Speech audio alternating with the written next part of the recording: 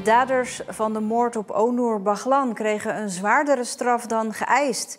De jeugdvoetbalopleiding strikte de landskampioen. En borden op het strand dat je geen seks mag hebben. Dit is een overzicht van het nieuws van de afgelopen week.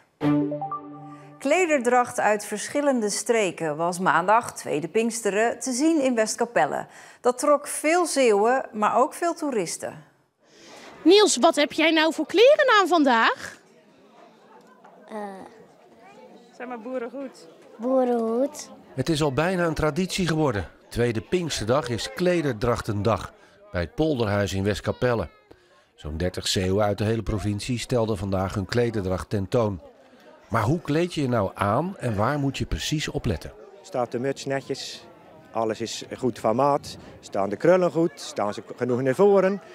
Allerlei facetten wat het net het slagen moet doen eigenlijk. En mocht er toch even iets verkeerd zitten, dan heeft Piet een oplossing.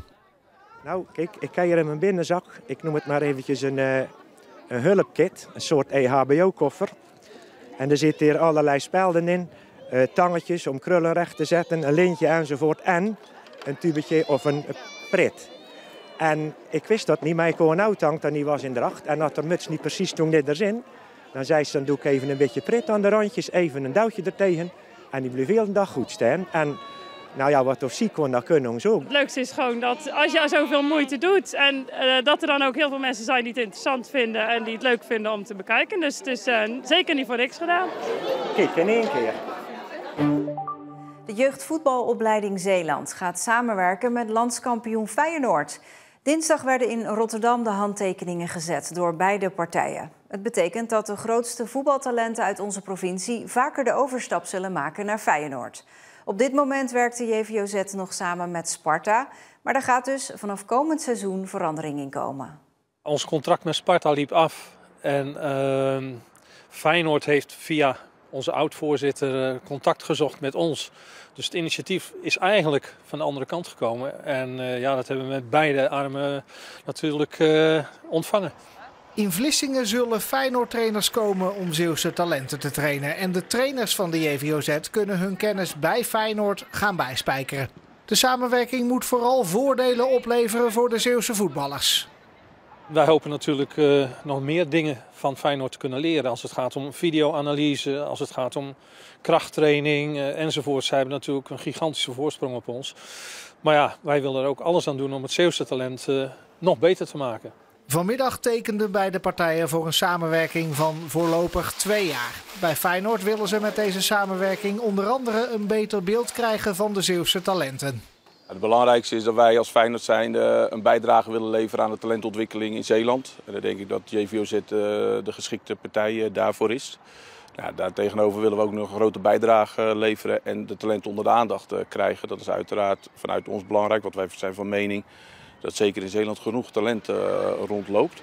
Voor Feyenoord biedt het de mogelijkheid om talenten eerder naar Rotterdam te halen. En voor de Zeeuwse jongens en meisjes van de JVOZ is de stap naar de kerstverse landskampioen een stuk kleiner geworden. Door de bijdrage die we leveren met kennisdeling proberen we het niveau in Zeeland dan wel via JVOZ, maar dan ook omliggende clubs daarmee te laten profiteren. En als dat uiteindelijk naar voren komt, dat er een talent komt dat de overstap maken uit ooit het stadion gaat halen, ja, dat zou alleen maar mooi zijn, maar dat moet de tijd maar uitwijzen. Er is al 1 talent dat volgend seizoen voor Feyenoord gaat spelen. Indy de Punder uit Kwarendamme. Zij was er ook bij dinsdagmiddag. Ze gaat straks spelen bij de beloftevrouwen van Feyenoord. En als het goed is gaan we de komende jaren dus steeds meer Zeeuwse voetballers van de JVOZ in het shirt van Feyenoord zien.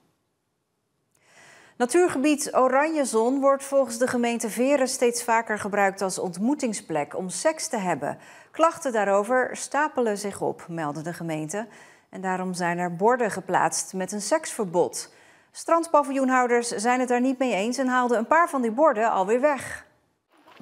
De gemeente Veren heeft 8 van dit soort borden neergezet zonder overleg met de paviljoenhouders. En die zijn bang dat er nu juist meer sekstoeristen komen en dat andere bezoekers worden afgeschrikt.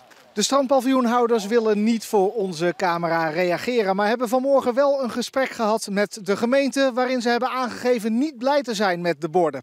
Ze suggereren volgens hen dat het hier in Oranjezon een soort Sodom en Gomorra is, terwijl het, zeggen ze, de afgelopen jaren juist rustig was.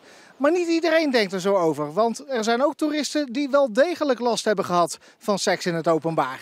Ik ben er gewoon naartoe gegaan toen ik daar bezig zag. Nou, daar zaten allemaal ook nog andere mannen bij. Dus het was gewoon zo'n heel orgie daar, boven in de duinen. Ik ben heel vrij in een aantal dingen, want anders zou ik hier ook niet op dat gedeelte komen.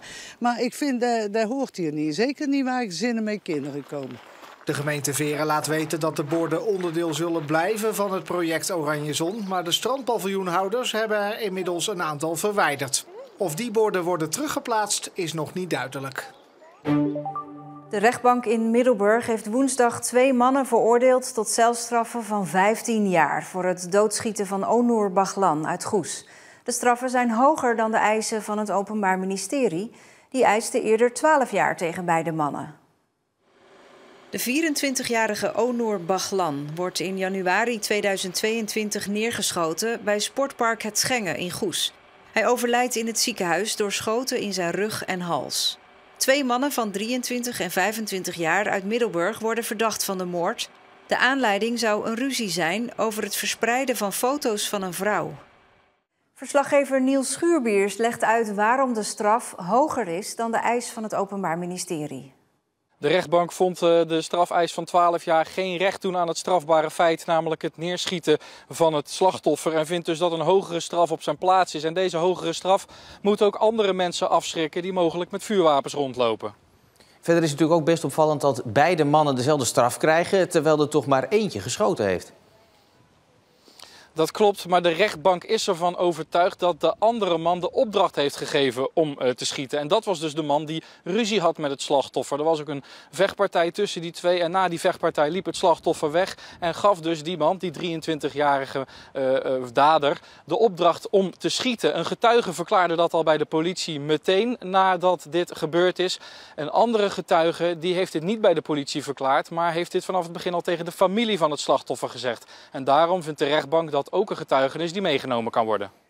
Doorgaan op de huidige manier, dat kan niet meer. Dat staat te lezen in het nieuwe rapport dat landbouworganisatie ZLTO heeft laten maken over de gevolgen van de droogte voor boeren op Schouwen-Duiveland. Aardappelen en uien blijven telen zonder dat er extra water beschikbaar komt, is onmogelijk.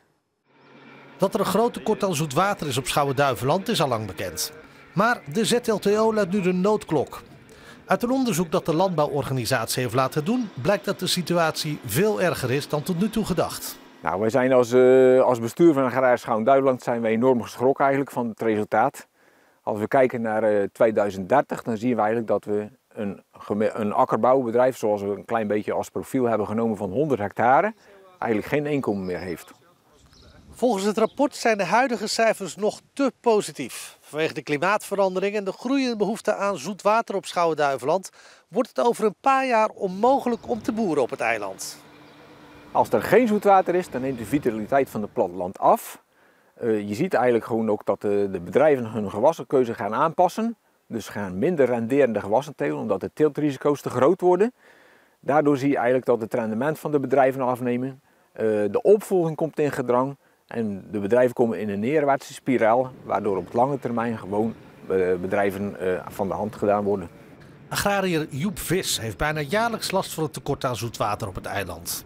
Ja, toch wel eens tegenvallende opbrengsten, vooral in de uienteelt. En ja, we moeten nog witlof zaaien, dus dat is ook lastig. Als het niet regent, dan komt dat niet goed. Binnen nu en een paar weken, zeg maar. De afgelopen periode heeft het behoorlijk geregend, maar volgens Vis is het essentieel dat er nog meer neerslag valt. Ja, dat komt denk ik vooral door die wind. Het droogt nu zo verschrikkelijk hard. Dus ja, dat bovenop dan zeg maar. Voor sommige gewassen is er behoefte aan regen. Ondanks dat het veel geregend heeft. Ja, klopt. Ja, een oplossing voor het hele eiland is denk ik ja, niet zo makkelijk. Het is denk ik voornamelijk wel belangrijk dat er toch ergens redelijk grote zoetwatervoorraden komen. En hoe dat er precies uit moet komen te zien, dat vind ik ook lastig. In het rapport dat in opdracht van landbouworganisatie ZLTO werd gemaakt, worden ook de gevolgen voor het eiland genoemd, als in de toekomst steeds meer boeren besluiten te stoppen met hun onderneming. Als er heel veel boeren gaan stoppen, dan zien we eigenlijk gewoon ook een grote verschraling van het platteland. De gewassen worden veel minder hoogrenderende gewassen geteeld, waardoor er gewoon eigenlijk gewassen geteeld gaan worden die, zoals tarwe, bijvoorbeeld luzijn en suikerbieten, waar minder risico's op zitten. Er zal een enorme schaalvergroting gaan plaatsvinden. De ZLTO hoopt met dit rapport druk op de politiek te kunnen zetten om meer aan het watergebrek te gaan doen. Wij vinden de nood erg hoog en we willen eigenlijk gewoon dat ook alle overheden dit verhaal gaan horen en hier mee aan de slag gaan. De PFAS die in de grond rond het nieuw te bouwen Hotel Britannia in Vlissingen zijn gevonden, lijken daar toch door blusschuim van Rescue ingekomen te zijn. Al werd dat eerder ontkend door Rescue, de gemeente en de veiligheidsregio. Uit onderzoek van Omroep Zeeland blijkt dat er in ieder geval 17 jaar geleden, tijdens Rescue Vlissingen, met schuim op die plek is gespoten. Het kwam als een complete verrassing. De vondst van een enorme concentratie PFAS hier in de grond aan de boulevard in Vlissingen. Onmiddellijk rees de vraag, waar komt het vandaan? De PFAS-chemicaliën staan sinds een paar jaar bij ons in de schijnwerpers, omdat bedrijven uit België en Nederland het spul lozen op de Westerschelde. Geen spul dat je in je grond wil hebben bij bouwwerkzaamheden. Zowel PFAS als PFOS zijn middelen die door de mens gemaakt zijn en dus niet door de natuur. Daardoor breken ze totaal niet af. En moeten, als het dadelijk gereinigd moet worden, met hoge temperaturen verbrand worden bij speciale verbrandingsovens. De projectontwikkelaar van Britannia liet na de vondst van de PFAS uitzoeken wat voor soort van de chemicaliën in de grond zat. PFAS is het hele grote groep. PFOS is eigenlijk een onderdeel van de chemicaliën die in de schuimsoorten zitten van vroeger. Dat heet met het duur woord C8-schuimen. Daar zit heel veel PFOS in. En dat is ook in de grond gevonden met het onderzoek naar wat er precies voor vervuiling in de grond zit. De focus lag al snel op het hulpverleningsevenement Rescue Vlissingen. Bij veel edities werden er blusoefeningen gehouden bij het oude Hotel Britannia. Maar de organisatie en de veiligheidsregio Zeeland ontkennen met klem dat er ooit met blusschuim is gespoten. Er is veel beeldmateriaal van Rescue Vlissingen en wie dat doorzoekt stuit op een gegeven moment op dit filmpje.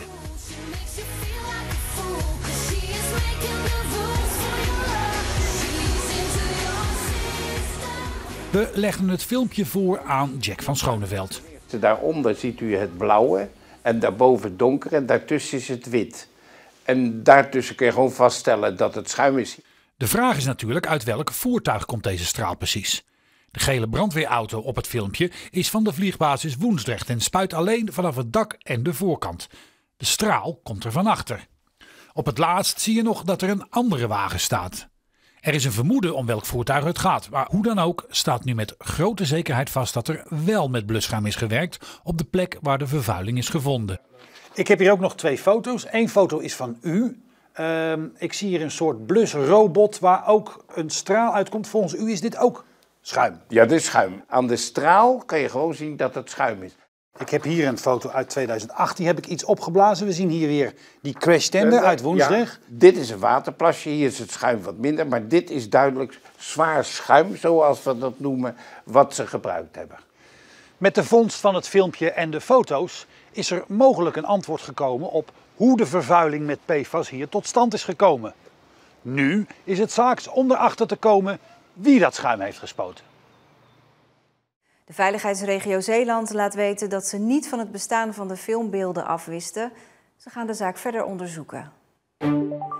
De meteorologische zomer is begonnen. En qua temperatuur en zonneschijn ziet het er allemaal wel aardig uit. Maar die wind, de noordenwind, maakt dat dat echte zomergevoel er nog niet is. Al wekenlang waait die en een blik op de weerapps laat zien dat we er de komende 2 weken ook nog niet vanaf zijn. Ik zou graag dit willen vertellen met een t-shirtje aan, maar daar is nog best wel koud voor. Want die noordenwind waait hier. U kunt het zien, het waait ook best wel hard. Hoe komt dat nou en zijn wij verwend of is dit vrij normaal voor de tijd van het jaar? Wij zijn een zeer verwend volk. Want als je naar de top 10 kijkt van warme lentes, dan staan er alleen maar lentes in van de laatste 25 jaar. En koude lentes komen bijna niet meer voor. Eentje deze eeuw in 2013. De noordenwind zorgt voor lagere temperaturen, merken ook de toeristen. Het is wel een beetje koud voor het tijd van het jaar, maar het is goed te doen. Aan de ene kant wel, maar als de zon schijnt, dan is het al gelijk lekker. We zijn niet zo erg moeilijk wat dat betreft. En als je je een beetje op kleedt, dan gaat het prima. Warmer is natuurlijk best prettig, dat we lekker aan het strand kunnen zitten. Maar ja, dit valt al mee ten opzichte van wat we achter de rug hebben.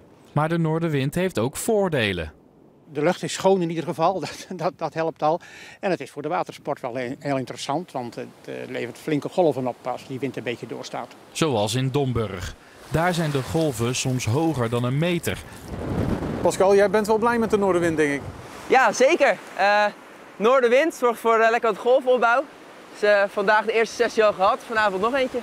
Hoe hoog worden de golven dan met de noordenwind? Dat verschilt eraan. Dit is een vrij lokale noordenwind.